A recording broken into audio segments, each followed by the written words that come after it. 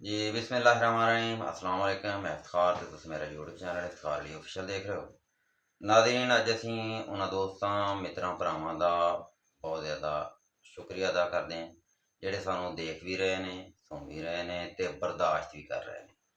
ਤੇ ਅਸੀਂ ਅੱਜ ਦੇ ਵਲੌਗ ਦੇ ਵਿੱਚ ਚੌਧਰੀ ਸ਼ਾਹ ਸਾਹਿਬ ਤੋਂ ਅੱਜ ਨਵੀਆਂ ਤੇ ਮਿੱਠੀਆਂ ਗੱਲਾਂ ਸੁਣਾਂਗੇ। ਤੇ ਆਓ ਚੌਧਰੀ ਸ਼ਾਹ ਸਾਹਿਬ ਤੋਂ ਅੱਜ ਮਿੱਠੀਆਂ ਗੱਲਾਂ ਸੁਣਦੇ ਹਾਂ। बिस्मिल्लाहिर्रहमानिर्रहीम। सज्जनों ते बेलियो ते मित्रों दोस्तों, ਅਸੀਂ ਅੱਜ ਨਵੇਂ ਵਲੌਗ ਦੇ ਨਾਲ ਹਾਜ਼ਰ ਹਾਂ ਤੁਹਾਡੀ ਖਿਦਮਤ 'ਚ। ਸੱਜਣੋ, ਜਿਵੇਂ ਕਹਿੰਦੇ ਨੇ, ਰਾਈਫਲ ਸੀ ਨਾ ਬੰਦੂਕਾਂ ਸੀ ਉਦੋਂ, ਰਾਈਫਲ ਸੀ ਨਾ ਬੰਦੂਕਾਂ ਸੀ ਉਦੋਂ, ਆਪਸ ਵਿੱਚ ਸਲੂਕ ਸੀ ਉਦੋਂ, ਕੱਚੇ ਵਿਹੜੇ ਸਨ ਤੇ ਪੱਕੇ ਲੋਕ ਸਨ। ਇਹ ਸੱਜਣਾ ਮਾਹੌਲ ਦੇ ਨਾਲ ਨਾਲ ਹਾਲਾਤ ਵੇਖੋ ਕਿਵੇਂ ਬਦਲ ਗਏ ਆ। ਇੱਕ ਘਰ ਹੁੰਦਾ ਸੀ ਨਾ, ਉਹਨੂੰ ਯੂਨਿਟੀ ਹੁੰਦੀ ਸੀ, ਤੋਂ ਇਕੱਠ ਜਿਹਨੂੰ ਕਹਿੰਦੇ ਨੇ।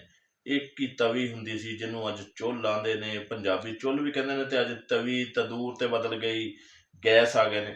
ਇੱਕ ਜਗ੍ਹਾ ਤੇ ਰੋਟੀ ਪੱਕਦੀ ਸੀ, ਚਾਹਤ ਹੁੰਦੀ ਸੀ, ਪਿਆਰ ਹੁੰਦਾ ਸੀ ਆਪਸ ਵਿੱਚ, ਤੇ ਦੁੱਖ ਸੁੱਖ ਦੇ ਸਾਂਝੀ ਹੁੰਦੇ ਸਨ। ਕੋਈ ਵੀ ਮਸ਼ਵਰਾ ਹੁੰਦਾ ਸੀ ਤੇ ਬਜ਼ੁਰਗਾਂ ਕੋਲੋਂ ਡਾਕਟਰ ਸਾਹਿਬ ਜਾ ਕੇ ਪਹਿਲੇ ਪੁੱਛੀਦਾ ਸੀ। ਬਿਲਕੁਲ ਜੀ, ਬਿਲਕੁਲ। ਤੇ ਹੁਣ ਜਿਹੜੇ ਹਾਲਾਤ ਨੇ, ਹੁਣ ਤੇ ਵੇਖੋ ਤੁਸੀਂ ਕਿ ਅੱਜ ਦੇ ਜਿਹੜੇ ਬੱਚੇ ਨੇ ਉਹਨਾਂ ਕੋਲ ਟਾਈਮ ਹੀ ਨਹੀਂ, ਉਹ ਮੋਬਾਈਲਾਂ 'ਚ ਵੜੇ ਪਏ ਨੇ। ਬਿਲਕੁਲ ਉਹ ਜਿਹਨੂੰ ਵੇਖ ਲਓ ਉਹ ਮੋਬਾਈਲ ਵੇਖਦਾ ਪਿਆ, ਉਹਨੂੰ ਮੋਬਾਈਲ ਤੋਂ ਫੁਰਸਤ ਹੀ ਨਹੀਂ ਕਿ ਆਪਣੇ ਵਡੇਰਿਆਂ ਕੋਲ ਬੈਠ ਕੇ ਕੋਈ ਗੱਲ ਸੁਣ ਲੈ, ਵਡੇਰਿਆਂ ਕੋਲ ਪੁੱਛ ਲੈ। ਉਲਟਾ ਪਸੰਦ ਹੀ ਨਹੀਂ ਕਰਦੇ। ਬਿਲਕੁਲ ਡਾਕਟਰ ਸਾਹਿਬ, ਉਲਟਾ ਪਤਾ ਕੀ ਕਹਿੰਦੇ ਨੇ, ਉਹ ਅੱਬਾ ਤੈਨੂੰ ਕੀ ਪਤਾ, ਸਿਆਣੇ ਹੁਣ ਅਸੀਂ ਹੋ ਗਏ।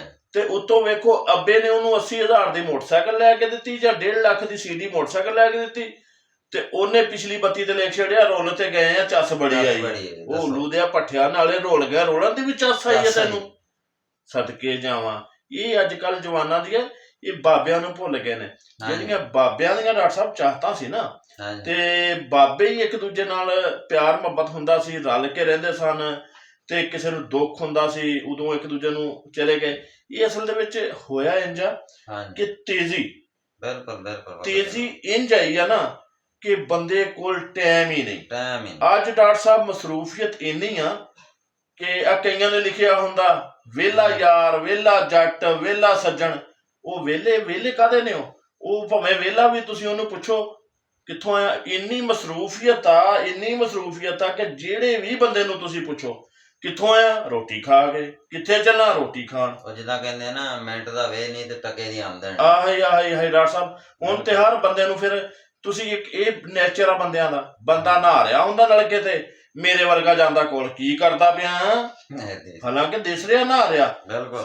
ਤੇ ਜਾਂ ਰੋਡ ਤੇ ਬੈਠੇ ਆ ਐਵੇਂ, ਤੇ ਉੱਥੇ ਬੈਠੇ ਵਿਹਲੇ ਬੰਦੇ ਦਾ ਕੰਮ ਹੁੰਦਾ ਬੱਸ ਲੰਘੀ ਕੋਲ ਦੀ, ਇਹ ਜਿਹੜੀ ਬੱਸ ਲੰਘੀ ਆ ਨਾ, ਇਹਦੇ ਸ਼ੀਸ਼ੇ ਚ ਮਾਈ ਨੇ ਬਾਹ ਬਾਹਰ ਕੱਢ ਲੈਣੀ ਹੈ। ਉਹ ਯਾਰ ਬੱਸ ਉਹਨਾਂ ਦੀ, ਮਾਈ ਉਹਨਾਂ ਦੀ, ਉਹ ਬਾਹ ਕੱਢੇ ਨਾ, ਤੈਨੂੰ ਕੀ ਲੱਗੇ?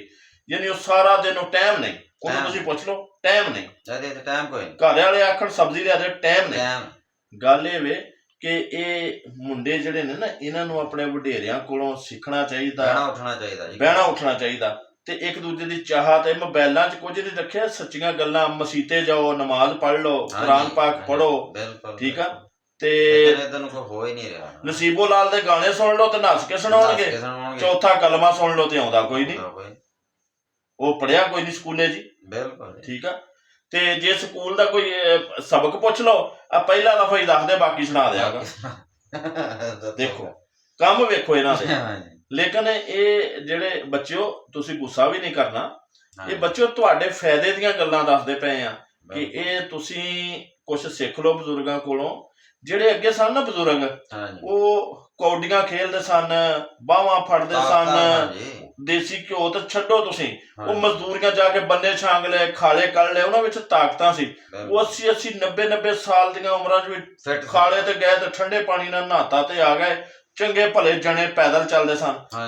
ਤੇ ਹੁਣ ਦੇ ਜਵਾਨ ਦੇਖ ਕੇ ਮੋਬਾਈਲ, ਤੇ ਜਦੋਂ 20ਵੇਂ ਸਾਲ ਚੜ੍ਹਦਾ ਲੱਤਾਂ ਖੜਕੀਆਂ ਹੁੰਦੀਆਂ ਨੇ। ਹਾਂ ਡਾਕਟਰ ਸਾਹਿਬ, ਤੁਰਿਆ ਜਾਂਦਾ ਨਹੀਂ, ਤੇ ਹਾਂਜੀ ਤੁਰਿਆ ਜਾਂਦਾ ਨਹੀਂ, ਤੇ ਫਿਰ ਕਹਿੰਦੇ ਨੇ ਜੁੱਤੀ ਕਸੂਰੀ ਪੈਰੀ ਨਾ ਪੂਰੀ, ਟੁਰਿਆ ਨਾ ਜਾਵੇ, ਠੀਕ ਹੈ।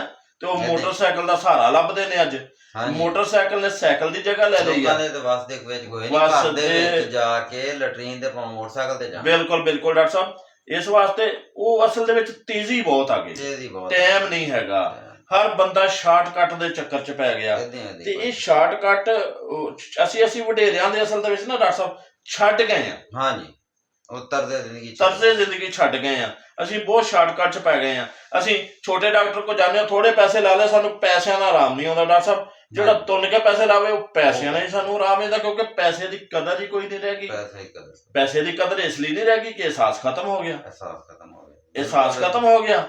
ਜਦੋਂ ਅਹਿਸਾਸ ਖਤਮ ਹੋਇਆ ਤੇ ਅਸਲ ਦੇ ਵਿੱਚ ਡਾਕਟਰ ਸਾਹਿਬ ਇਹ ਸੀ ਕਿ ਪੁਰਾਣੇ ਜਿਹੜੇ ਬੰਦੇ ਸਨ ਨਾ, ਚੌਧਰ ਇਹਦਾ ਨਾਂ ਨਹੀਂ ਕਿ ਤੁਸੀਂ ਚਿੱਟਾ ਸੂਟ ਤੇ ਕਾਟਨ ਪਾ ਲਈ, ਨਹੀਂ, ਉਹਨਾਂ ਦੇ ਘਰ ਆਏ ਗਏ ਨੂੰ ਚਾਹ ਮਿਲਦੀ ਸੀ, ਰੋਟੀ ਮਿਲਦੀ ਸੀ। ਚੌਧਰ ਹੁੰਦੀ ਬੀਬੀ ਦੇ ਸਿਰ ਤੇ। ਬਿਲਕੁਲ ਤੁਸੀਂ ਬੈਠਕ ਬਣਾਈ ਆ ਨਾ ਤੇ ਬਾਹਰ ਮੰਜੇ ਰੱਖੇ, ਤੁਹਾਡੇ ਘਰ ਦੀ ਬੀਬੀ ਨੇ ਚਾਹ ਤੇ ਰੋਟੀ ਪਕਾ ਕੇ ਦੇਣੀ ਆ, ਭਾਵੇਂ ਰਾਤੀ ਤੇ ਦਿਨੇ 100 ਬੰਦਾ ਆ ਜਾਏ। ਚੌਧਰ ਹਮੇਸ਼ਾ ਬੀਬੀਆਂ ਦੇ ਸਿਰ ਤੇ ਹੁੰਦੀ ਆ। ਅੱਜ ਵੀ ਬੜੇ ਵੱਡੇ ਵੱਡੇ ਡੇਰੇ ਨੇ, ਚੌਧਰੀ ਕਰਦੇ ਪਏ ਨੇ, ਅੱਜ ਵੀ ਉਹਨਾਂ ਦੇ ਤਾਬੇਦਾਰ ਨੇ। ਤੇ ਉਹ ਗੱਡਾ ਹੁੰਦਾ ਸੀ, ਗੱਡੇ ਤੇ ਲੋਕਾਂ ਬਹਿਣਾ, ਸਲੋ ਹੁੰਦਾ ਸੀ ਸਫ਼ਰ, ਤੇ ਗੱਡੇ ਤੇ ਬਹਿ ਕੇ ਜਾ ਰਹੇ ਨੇ ਜੀ, ਸ਼ਹਿਰ ਜਾ ਰਹੇ ਨੇ, ਆਪਣੇ ਮਾਲ ਮਵੇਸ਼ੀ ਲਈ ਸਮਾਨ ਲੈਣ ਜਾ ਰਹੇ ਨੇ। ਹੁਣ ਤੇ ਬੰਦਿਆਂ ਕੋਲ ਤੇਜ਼ੀ ਆ ਗਈ ਹੈ, ਜਹਾਜ਼ ਤੇ ਕਹਿੰਦੇ ਲੇਟ ਹੋ ਗਏ, ਜਹਾਜ਼ ਤੇ ਕਹਿੰਦੇ ਟਾਈਮ ਕੋਈ ਨਹੀਂ। ਤੇ ਇਨਸ਼ਾਅੱਲਾ ਅਗਲੇ ਵਲੌਗ ਦੇ ਨਾਲ ਵੀਡੀਓ ਦੇ ਨਾਲ ਇਨਸ਼ਾਅੱਲਾ ਫਿਰ ਹਾਜ਼ਰ ਹੋਵਾਂਗੇ। ਅੱਛਾ ਸੱਜਣੋ ਤੇ ਬੇਲੀਓ, ਇਹ ਤੁਹਾਨੂੰ ਦੱਸਦੇ ਚੱਲੀਏ ਕਿ ਇਹ ਲਾਲ ਜਿਹਾ ਬਟਨ ਆ ਸਬਸਕ੍ਰਾਈਬ ਦਾ, ਹਾਂਜੀ, ਤੁਸੀਂ ਇਹਨੂੰ ਵੀ ਪ੍ਰੈਸ ਕਰਿਆ ਕਰੋ, ਤੁਹਾਡੇ ਵਾਸਤੇ ਵੀਡੀਓ ਬਣਾਉਣੇ ਆ। ਹਾਂਜੀ।